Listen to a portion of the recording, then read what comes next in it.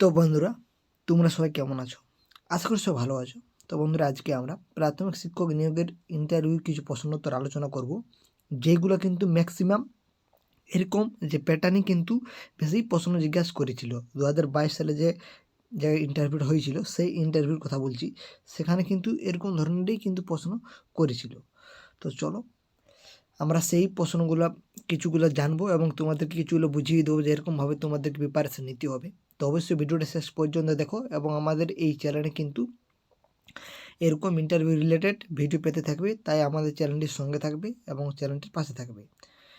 তো চলো আর বেশি কিছু বলছি না, ভিডিওটা শুরু করছি। তো দেখতে পাচ্ছ প্রথম কী প্রশ্ন করা হয়েছিল, আপনি কোথা থেকে আসছেন, এটা প্রথমে জিজ্ঞাসা করছে। তারপর আপনার সম্বন্ধে কিছু বলো, এরকম বলতে বলছে। তারপর আপনার প্রিয় বিষয় কী, প্রাথমিক স্তরের বইগুলো কী কী আছে, পাতা বইয়ের অর্থ কী, হ্যাঁ, আদর্শ শিক্ষকের যে বৈশিষ্ট্যগুলো সেগুলো কী কী হবে, এগুলা ম্যাক্সিমামই কিন্তু জিজ্ঞাসা করা হয়েছিল এরকম প্যাটার্নে। তো এই প্রশ্নগুলো আমরা একে একে আলোচনা করব। তো দেখো আমাদের কী আছে, আপনি কোথা থেকে আসছেন। তো এই প্রশ্নের উত্তর আপনি, এই একটি প্রথম প্রশ্ন প্রায় সকলকে জিজ্ঞাসা করেছিল। এখানে তোমাকে অবশ্যই যথাযথ উত্তর দিতে হবে, অর্থাৎ বাড়তি কিছু বলবেন না এবং কম কিছু বলবেন না। যেমন যেখানে তুমি তোমার জেলা থেকে শুরু করবে, অর্থাৎ তুমি তোমার জেলাটা বলবে, তারপরে থানার বলবে। দেখো একটা উদাহরণ দিয়ে দিচ্ছি, হুগলি জেলার আরামবাগ থানার অন্তর্গত মণ্ডলপুর গ্রাম থেকে এসেছি, এরকমভাবে তোমরা বলতে পারো। বুঝতে পেরেছো? মানে জেলাটা বলবে, থানাটা বলবে, তারপর তোমার গ্রামটা বলতে পারো। তাহলে এরকমভাবে যদি বলো তাহলে তোমাদের সেটা কিন্তু সঠিক হবে, মানে একটু সব দিক থেকে ভালো হচ্ছে। এখানে উত্তরটি যথার্থ হলো। কিন্তু যদি প্রশ্নটা এমন হয় যে আপনার অ্যাড্রেস বলুন, তখন গ্রাম, পোস্ট, জেলা, পিনকোড এগুলো বলতে হবে। বুঝতে পারছো? যদি কোথা থেকে আসছেন বলে তাহলে কিন্তু এইগুলো বলবে, অর্থাৎ জেলাটা বলবে, থানাটা বলবে, আর বলবে গ্রামটা। যদি বলে কোথা থেকে আসেন, আর যদি অ্যাড্রেস বলতে বলে তাহলে কিন্তু পিনকোড সমেত বলতে হবে। বুঝতে, আশা করি তোমরা এই জিনিসটা বুঝতে পেরে গেছো। তো তারপরে দেখো, এবার আপনার সম্বন্ধে বলুন। তো এটা যখন বলবে তখন কী করবে, এই প্রশ্নটা শুধুমাত্র প্রাইমারি শিক্ষক ইন্টারভিউর জন্যই নয়, এটা কিন্তু যে কোনো ইন্টারভিউ তোমরা দিতে যাও কিন্তু সেই জায়গায় ম্যাক্সিমাম এই প্রশ্নটা করা হয়। তো কোনো ইন্টারভিউ জিজ্ঞাসা করে, এখানে তোমার নাম, পরিবারে কে কে আছে, তুমি কোন স্কুল বা কোন কলেজে পড়াশোনা করেছো, মাধ্যমিক, উচ্চ মাধ্যমিক, ডিএলএড, বিএড কলেজ পর্যন্ত সব কিছু বলতে হবে। অর্থাৎ মানে একটা বায়োডাটার মতনই তোমাদেরকে বলতে হবে। স্কুল ও কলেজের নাম সব তোমাদেরকে বলতে হবে। সঙ্গে বলতে হবে তোমার ছবি, তোমার হবি, অর্থাৎ যে তোমার একটা এম আছে সেটা বলতে হবে।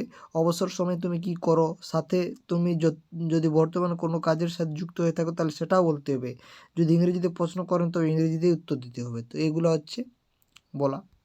এবার দেখো আপনার প্রিয় বিষয় কী। তো এটাও, এই প্রশ্নের উত্তরে আপনি আপনার প্রিয় বিষয়টি বলবেন। তো তবে তোমাদের মনে রাখতে হবে, যে বিষয়টি তোমরা বলবে সেই বিষয়টির প্রতি তোমাদের যেমন যথেষ্ট নলেজ থাকে, কারণ সেই বিষয় থেকে তোমাদের কিন্তু প্রশ্ন করতে পারে, সেটা তোমাদের মাথায় রেখে তোমাদেরকে বলতে হবে অবশ্যই। তো সেটা এখানে আমরা তুলে ধরেছি। এই প্রশ্নের উত্তরে আপনি আপনার প্রিয় বিষয়টি বলবেন, যে বিষয়টি বলবেন সেই বিষয় আগে থেকেই পরিকল্পনা করে রাখবেন, অর্থাৎ বিষয়টি আলোচনা করে যাবেন। এবার দেখো প্রাথমিক স্কুলের বইগুলার কী কী আছে দেখো, আমরা কিন্তু এর আগেও কিন্তু একটা ভিডিও বানিয়ে দিয়েছি, হ্যাঁ, এবং এই ভিডিওতে আরও ভালোভাবে জানবো। তোমরা অবশ্যই ভিডিওটি দেখতে থাকো। যদি কোনো শ্রেণীর, কোনো নির্দিষ্ট শ্রেণীর বইয়ের নামের কথা জিজ্ঞাসা করেন তবে সেই নামটি বলতে হবে। প্রতিটি বইয়ের নাম অবশ্যই ভালোভাবে জেনে যাবেন। নিচে প্রাক প্রাথমিক থেকে পঞ্চম শ্রেণী পর্যন্ত যে বইগুলো আছে সেই বইগুলোর নাম তোমরা দেখতে পাচ্ছ এখানে। এই দেখো এটা কেমন করে ছকটা আছে তোমরা দেখতে পাচ্ছ। এই যে এদিকে শ্রেণী রয়েছে, এই সাইডে শ্রেণী রয়েছে, এই এদিকে বইগুলো রয়েছে তোমরা দেখতে পাচ্ছ। প্রাক প্রাথমিকে যে বইগুলো আছে তোমরা দেখতে পাচ্ছ। প্রাক প্রাথমিকে এই কুটুম কাঠামো ও মজারি এই দুটোই বই আমরা দেখতে পাচ্ছি, হ্যাঁ। তাহলে তোমরা বুঝতে পারলে যে প্রাক প্রাথমিকে আমাদের কুটুম কাটাম এবং মজার এই দুটোই বই দেখতে পাচ্ছি। এবং যে প্রথম শ্রেণীতে আমার বই সহজ পাঠের প্রথম ভাগটা তোমরা পাবে, এবং স্বাস্থ্য, শারীরশিক্ষা এবং জগৎবাড়ি। তাহলে আমরা প্রথম শ্রেণীতে পাচ্ছি জগৎবাড়ি একটা, স্বাস্থ্য ও শারীরশিক্ষা দুটো, আর সহজ পাঠের প্রথম ভাগ 3টে এবং আমার বই 4টে। অর্থাৎ আমরা প্রথম শ্রেণীতে পাচ্ছি 4টে বই। তাহলে দ্বিতীয় শ্রেণীতে কটা পাবো, দ্বিতীয় শ্রেণীতে আমরা 4টে বই পাবো। দেখো আমার বই সহজ পাঠের দ্বিতীয় ভাগটা পাবো, স্বাস্থ্য ও শারীরশিক্ষা এবং জগৎবাড়ি। অর্থাৎ আমাদের দ্বিতীয় শ্রেণীতে আমরা 4টি বই কিন্তু পেয়ে যাচ্ছি। এবার আমরা যদি তৃতীয় শ্রেণীর কথা বলি, তাহলে তৃতীয় শ্রেণী দেখো বইগুলো পাতাবাহার, যে বাংলাকে আমরা পাতাবাহার বলে থাকি, আর ইংরেজিকে বাটারফ্লাই। আমার গণিত 3টে হলো, আমাদের পরিবেশ 4টি হলো, আর উইংস আছে 5টা হয়েছে, স্বাস্থ্য ও শারীর শিক্ষা 6টা, আর জগৎবাড়ি 7টা। তাহলে কটা বই হচ্ছে দেখো, জগৎবাড়ি, স্বাস্থ্য ও শারীর শিক্ষা 2টো, উইংস 3টে, আমার পরিবেশ 4টে, আমার গণিত 5টে, বাটারফ্লাই 6টে এবং পাতাবার 7টা। তাই তৃতীয় শ্রেণীতে 7টা বই রয়েছে। এবং পঞ্চম শ্রেণী দেখো, পঞ্চম শ্রেণীও সেমেই তোমরা বলতে পারো, কিন্তু একটা বই এখানে অ্যাড হয়েছে, সেটা হচ্ছে ভাষা পাঠ, অর্থাৎ পাতাবার, বাটারফ্লাই, আমার গণিত, আমাদের পরিবেশ,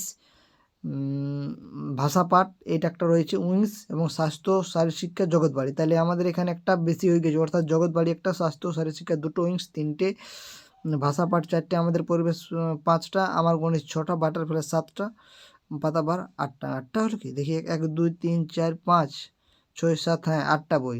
আশা করি তোমরা বুঝতে পেরে গেছো। তাই তোমরা যদি পিডিএফটা যদি নিতে চাও, তাহলে টেলিগ্রাম যুক্ত হয়ে যায়, সেখানে পেয়ে যাবে।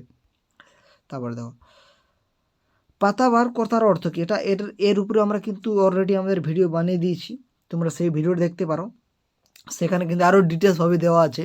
তো তোমরা যদি আরও ডিটেলস জানতে চাও, তাহলে সেই ভিডিও দেখতে পারো। দেখো পাতাবার কথার অর্থ হচ্ছে রং বেরঙের পাতা বিশিষ্ট একটি গাছ। আসলে এই রং বেরঙের গাছের পাতাযুক্ত গাছ শিশুদেরকে খুবই আকৃষ্ট করে।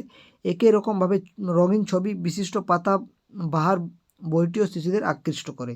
অর্থাৎ এই যে রঙিন মানে অনেক রঙের যে আমাদের বইগুলো তোমরা দেখতে পাবে, পাতাবাহার মতো বাংলা বই, তো বাংলা বইতে বিভিন্ন রঙের করা হয়ে থাকে, বিভিন্ন কালার ইউজ করে সেই ছবিগুলো আঁকা আছে, যাতে শিশুদের আকৃষ্ট হয়ে সেই বিষয়টির ও সেই পড়াটার উপরে তোমরা বলতে পারো।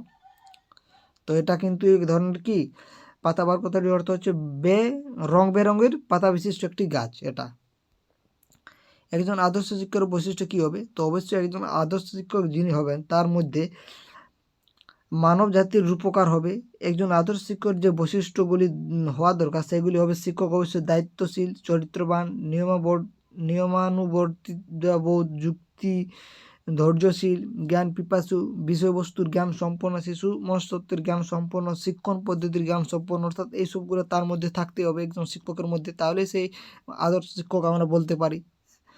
তো আজকে আমরা এটুকু আলোচনা করলাম। তোমাদের কেমন লাগলো ভিডিওটা অবশ্যই কমেন্ট করে জানাতে পারো। তো বন্ধুরা, এর পরের ভিডিওতে অবশ্যই দেখা হবে। তোমরা অবশ্যই আমাদের চ্যানেলটির সঙ্গে থাকবে। তো বন্ধুরা, ভিডিওটি শেষ পর্যন্ত দেখার জন্য অসংখ্য ধন্যবাদ।